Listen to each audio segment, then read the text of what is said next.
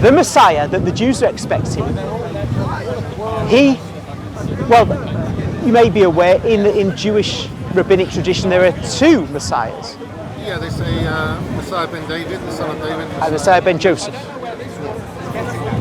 This is the Messiah ben Joseph is the one who came 2,000 years ago and was the one who sacrificed and fulfills the sacrificial elements of the messianic role in the Old Testament. Messiah ben David is him coming, but no longer fulfilling the sacrificial role, but fulfilling the kingly role. And in fact, the book of Revelation speaks of him as the King of Kings and the Lord of Lords, as the Old Testament speaks of God as King of Kings and Lord of Lords. So that duality in the Messiahship that is kind of perplexing, I think, in rabbinic Judaism is answered in the person of Jesus. If he comes, if there is a second coming. But if you decide, well, I'll wait and see, that's probably not the right posture intellectually, because you don't know whether you'll be here to see it. You don't know whether, in all a catastrophe, a brick might fall on your head when everything's going mad and you never get to see him, but you're just here there at the beginning of the tribulation. Best to meditate on it and think, how can somebody so great, so astonishing as this Jew Jesus, how could he be something just ordinary? He was a revolutionist, let's put it that way. So was Lenin. Yeah, exactly, that's my point. Yeah, you see, like Lenin, Robespierre, Danton, Pol Pot, Mao, Stalin, Marx, all these characters, even Calvin and Luther, religious revolutionaries, none of them had this quality that this Jew from Nazareth has. There's a uniqueness to him. I think anybody should see that. Take, for example, Muhammad. Nothing really unique there. Just like us, I see a nice female, I'm in a position of power, I want that, I get that. I see this booty I can get from battle, I want that, I get that. It's us. There's nothing bad about the guy, it's just us. But Jesus is like the best of the Old Testament prophets plus something extra. I think if you just look at it on a human level, without thinking about religion or our partisan positions. I don't know if you're aware of the Bible talks about Moses being one of the most modest human beings that ever lived. Modest. I can accept that. Yeah. But when I look in the New Testament, I see Jesus saying, I am this, I am that. Okay. It's not my kind of Messiah. When you're boasting about, I am greater than Moses, I am this. That already puts a red flag up. Okay. What would the Messiah do? What would he do though? If the Messiah comes, he doesn't need to boast because he'd have the power of God.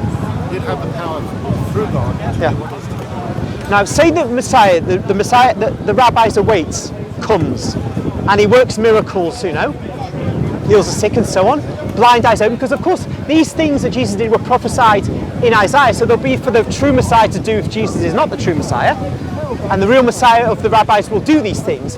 But of course there'll be people like me who'll say, I don't believe you, they're tricks. And so he will come to me and he'll say, look, I did this, I am the Messiah. In various ways he'll make his points. He'll have no choice because I'm such a bull-headed Christian that misunderstand. And so the real Messiah, bottom line is, can't help saying who he is, because there are so many people like me with stiff necks. There always are people like me.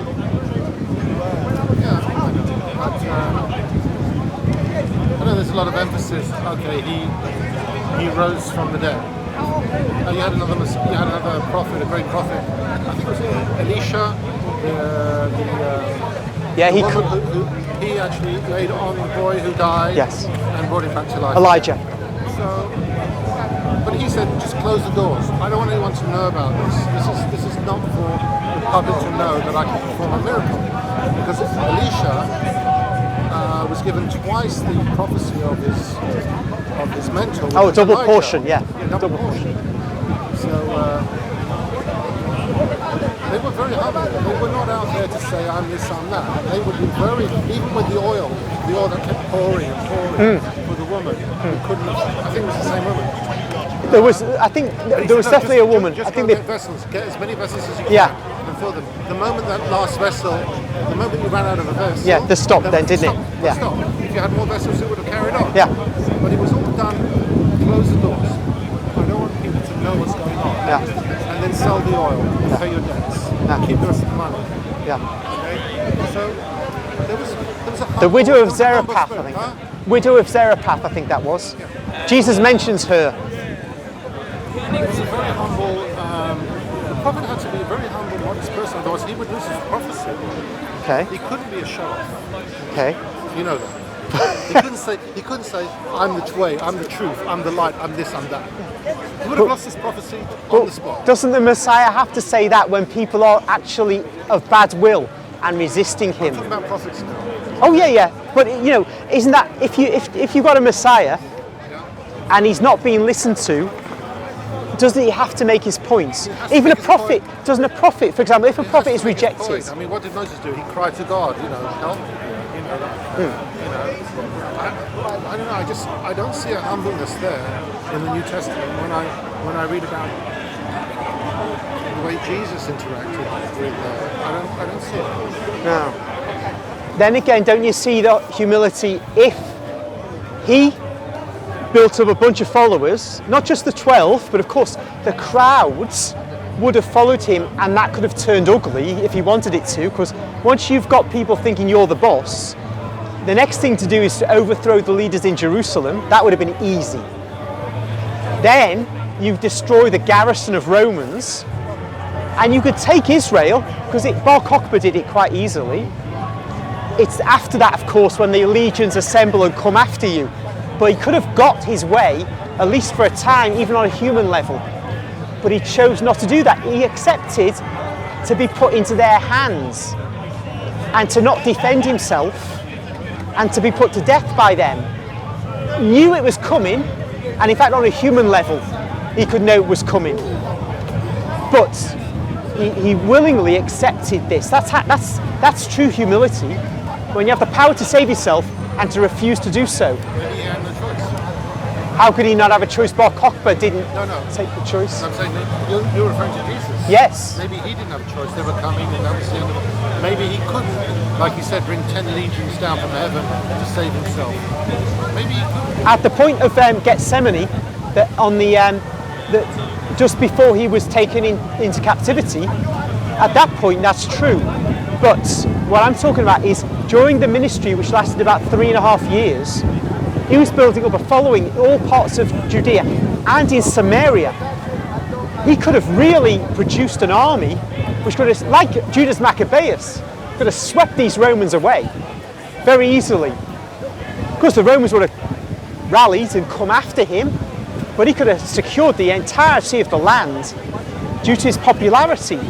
But he chose to go into a situation where he would end up being on his own, just with 12 guys in a garden late at night, when he knew people were out to get him.